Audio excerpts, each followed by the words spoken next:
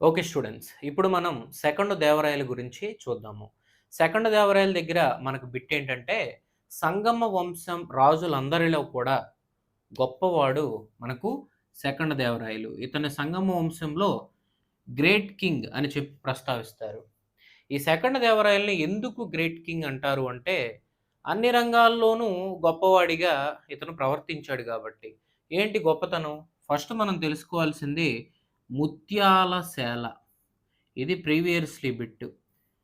ఏ విజయనగర రాజు ఆస్థానమును ముత్యాల సేల అంటారు. సెకండ్ దేవరాయలు. ఈ ముత్యాల సేల సెకండ్ దేవరాయల యొక్క ఆస్థానం. ఈ ముత్యాల సేలలో ఒక సంస్కృత పండితుడు ఉండేవాడంట. ఆ సంస్కృత పండితుడి పేరు గౌడ రాజనాథ అరుణగిరి డిండిమ భట్టు అనేటటువంటి ఫేమస్ వ్యక్తి ఉండేవాడంట సెకండ్ దేవరాయల ఆస్థానంలో. అయితే తాడిని తన్నేవాడుంటే ఆడి తలం తన్నేవాడు ఉన్నట్టు మన తెలుగోడు ఒకతను. ఎవరు? మన తెలుగోడు. అతని పేరు శ్రీనాథుడు. ఇతను విజయనగర సమకాలీన రాజ్యం రెడ్డి రాజ్యం. ఈ రెడ్డి రాజ్యం నుంచి మన తెలుగోడు శ్రీనాథుడు ముత్యాల సేలకెళ్ళి, నాతో ఎవరు పోటీ పడతారు సాహిత్యంలో అని చెప్పంటే, అప్పుడు శ్రీనాథుడికి అరుణగిరికి వార్ జరిగింది లిటరేచర్‌లో. ఆ వార్‌లో శ్రీనాథుడు గెలిస్తే గ్రూప్ 2 ప్రీవియస్‌లీ బిట్టు. ఆ శ్రీనాథుడికి సెకండ్ దేవరాయలు కనకాభిషేకం చేయించి అతనికి శ్రీనాథుడికి ఒక బిరుదు ఇచ్చాడంట. ఆ బిరుదు పేరే కవి సార్వభౌమ. King of poets. దీన్నే ఏమంటారంటే కింగ్ ఆఫ్ పోయిట్స్ అనే బిరుదుని ఇవ్వటం అనేది జరిగింది. మనస్సులో గొప్పోడు. తన ఆస్థానపు వ్యక్తి ఓడిపోయినా కూడా ఈ తెలుగోడైన శ్రీనాథుడికి శత్రు రాజ్యం రెడ్డి రాజ్యం ఒక రకంగా చెప్పాలంటే. అలాంటి శ్రీనాథుడికి మనోడు పర్వాలా. అర్థమైందా? తర్వాత అసలు యాక్చువల్లీ మనోడే స్వయాన కవి రాజంట. ఏంటండి? కవి కల్ప భుజము అనే బిరుదు ఉంది ఇతనికి. అంటే కవులను పోషిస్తూనే మనవడు కవిరాజు. కవి కల్ప భుజము మరియు కవిరాజు. యాక్చువల్లీ తనకున్న బిరుదు కవికల్ప భుజము. కొన్ని పుస్తకాల్లో ఉండదు అది. పాత పుస్తకాల్లో ఉండిద్ది. సెకండ్ దేవరాయలు ఎందుకు కవి అయ్యాడు అంటే, ఇతను 2 పుస్తకాలు రాస్తాడు. ఒక దాని పేరు రత్నద్వీప. అదేవిధంగా ఇంకొక పుస్తకం రాస్తాడు. దాని పేరు చాలా ఫేమస్ బుక్ అది. సెకండ్ దేవరాయలు రచించినటువంటి పుస్తకం. దాని పేరు Mahanataka Sudhanidhi. Most important previously bit. Mahanataka Sudhanidhi. ఈ 2 కూడా సాంస్క్రిట్ గ్రంథాలు. ఈ రెండిటిని రాస్తాడనమాట. అలాగే ఇతని ఆస్థానంలో 2 కవులుంటారు రచయితలు. ఒకడి పేరు చామిడసు. రెండో వ్యక్తి పేరు జక్కనాచార్య. ఈ చామిడసు ఒక పుస్తకం రాస్తాడు. దాని పేరు ప్రభులింగ లీల. జక్కనాచార్య రచన నూరొండు స్థల. 2 ఇవన్నీ ప్రీవియస్‌లీ బిట్లే. ఈ విధంగా అబ్బాయి గారు ఎందుకు గ్రేట్ కింగ్ అయ్యాడు అంటే, సంగమ వంశంలో ఒక రకంగా లిటరేచర్‌ను, సాహిత్యాన్ని దేన్నండి? సాహిత్యాన్ని డెవలప్ చేసిన వ్యక్తి సెకండ్ దేవరాయలు. అందుకని ఆ పరంగా గొప్పోడు. ఇంకే పరంగా గొప్పోడు అని చూసినట్లయితే సెకండ్ దేవరాయలు మనోడంట. సెకండ్ దేవరాయలు సార్‌కి ఒక సేనానున్నాడంట. అతని పేరు లక్కన్న. ఆ లక్కన్న మనకి చాలా ఇంపార్టెంట్. సార్ యొక్క సేనాని పేరు లక్కన్న. ఈ లక్కన్నంట దేన్ని ఆక్రమించాడు అంటే, ఇతను పంపిస్తే శ్రీలంకను ఆక్రమించాడంట. అర్థమైందా? శ్రీలంకను ఆక్రమించి, శ్రీలంక నుంచి ఏం వసూలు చేశాడంటే, టాక్స్ వసూలు చేశాడంట. ఎప్పుడైతే లక్కన్న, ఇతని యొక్క సేనాని లక్కన్న శ్రీలంకను ఆక్రమించి టాక్స్ వసూలు చేశాడో, అప్పుడు 2 బిరుదులు ఫ్రేమ్ అవుతాయి. ఒక బిరుదు వచ్చేసరికి దక్షిణ సముద్రేశ్వర. దక్షిణ సముద్రీశ్వర. ఎవరు బిరుదని అడుగుతారు. మీరేం పెట్టేస్తారు? సెకండ్ దేవరాయలు బిరుదని పెడతారు. కాదు, కాదు. సెకండ్ దేవరాయలు లక్కన్నకిచ్చిన బిరుదు దక్షిణ సముద్రేశ్వర. అర్థమైందా? మరి ఈ శ్రీలంకను ఆక్రమించినందుకు రెండవ దేవరాయలకు వచ్చిన బిరుదేంటి? ఇళంతరై కొండ. ఇళంతరై కొండ అంటే శ్రీలంక నుంచి ట్యాక్స్ వసూలు చేసినవాడా అని చెప్పి అర్థం. సో సార్ రాజ్యం అంటే ఎలా విస్తరించిందంటే, తూర్పున బంగాళాఖాతం నుంచి పశ్చిమాన అరేబియా సముద్రం నుంచి శ్రీలంక వరకు ఇదంతా సెకండ్ దేవరాయ రాజ్యం. అర్థమైందా? అందుకే ఇతన్ని మరో పేరుతో ఏమని చెప్పి పిలుస్తారు అంటే గజబేటకారా.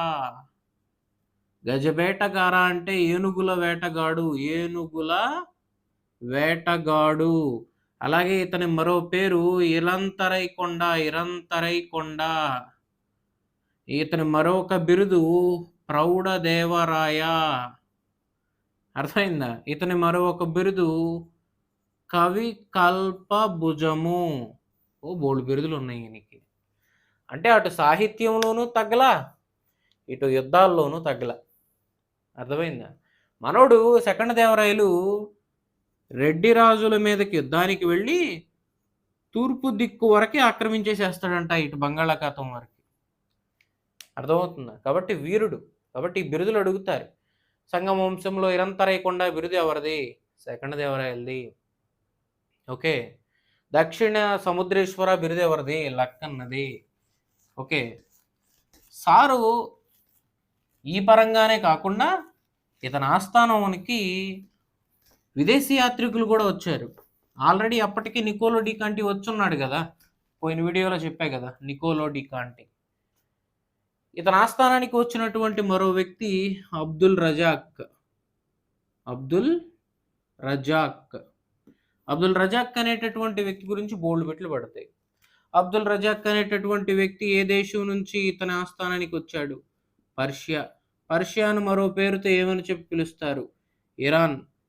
అబ్దుల్ రజాక్ను ఎవరు పంపించారు? షారూక్. కింగ్ షారూక్ పంపిస్తాడు. అబ్దుల్ రజాక్ సెకండ్ దేవరాయల గురించి ఏం చెప్పాడు? సెకండ్ దేవరాయలు అనేటటువంటి వ్యక్తి అంట వేశ్యావృత్తి ఉందో చూసారా, ఈ వేశ్యావృత్తికి గవర్నమెంట్ అప్రూవల్ ఇచ్చాడంట. అంటే సెకండ్ దేవరాయల కాలంలో లేదా విజయనగర సంస్థానంలో వేశ్యావృత్తి అనేది అధికారిక వృత్తి. రెండోది ఏం చెప్పాడంటే అబ్దుల్ రజాక్, వేశ్యల దగ్గర నుంచి ట్యాక్స్ వసూలు చేసి పోలీసులకు జీతాలు ఇచ్చాడు సెకండ్ దేవరాయలు అని రాశాడు. ఇంకేం రాశాడు?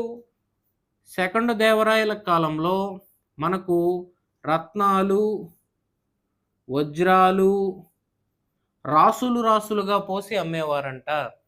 పొరపాటున వజ్రాలు, రత్నాలు నగరాల బయట రోడ్ల పైన రాసులుగా పోసి అమ్మింది ఈ క్రింది ఏ విజయనగర రాజు కాలం? శ్రీకృష్ణదేవరాయలు, సెకండ్ దేవరాయలు. ఇట్లా అడుగుతారు. మీరేం పెట్టేస్తారు? శ్రీకృష్ణదేవరాయలు పెడతారు. శ్రీకృష్ణదేవరాయలు ఆర్థిక ఇబ్బందులు పడ్డాడు. ఎందుకంటే బోల్డు యుద్ధాలు చేశాడు గజపతులతో. అర్థమవుతుందా? చాలా యుద్ధాలు చేశాడు. అందుకని ఆయన దగ్గర అట్లా జరగల. ఈయన ఆస్థానంలోనే రత్నాలు, వజ్రాలు రాసులుగా పోసి అమ్మారంట. రెండవది, కొంతమంది చరిత్రకారులు ఏం చెప్తారంటే అదంతా ఫేకు, ఊరికే పోగొట్టు రాశాడని. తర్వాత ఇంకా చెప్తున్నాడు, విజయనగర ఆస్థానంలో ఎన్ని వందల ఓడరేవులు ఉన్నాయంట? 300 ఓడరేవులు ఉన్నాయంట. ఇంత పెద్ద మన ఆంధ్రప్రదేశ్కే 7-8 ఓడరేవులు లేవు. అవి కూడా రన్నింగ్లో లేవు. అలాంటిది 300 ఓడరేవులు ఉన్నాయి అంటున్నాడంటే అబద్ధం అది. అర్థమైందా? ఇంకేం చెప్తున్నాడు? విజయనగర ప్రజలకు గులాబీలంటే ఇష్టం అంట, మాకెందుకు? ఇంకేం చెప్తున్నాడు? ఈ విజయనగరంలో నవరాత్రి ఉత్సవాలు అనేవి బాగా జరుగుతాయంట. ఎక్కడ జరుగుతాయంటే మైసూర్‌లో జరుగుతాయంట. ఓకే. సో, ఇలాంటి విషయాలు. ఇంకేం చెప్తున్నాడు? విజయనగరం లాంటి మహోన్నత నగరాన్ని ప్రపంచంలో మరెక్కడా నేను చూడలేదు అని చెప్తున్నాడు. ఓకే. ఇలాంటి సోది విషయాలన్నీ గూడా చక్కగా చెప్తూ వచ్చాడనమాట. సో, ఇది మనోడు అబ్దుల్ రజాక్‌కి సంబంధించినటువంటి అంశం అనమాట. ఓకే. సో, ఈ విధంగా సెకండ్ దేవరాయల కాలంలో బోలెడు విషయాలు జరిగాయి.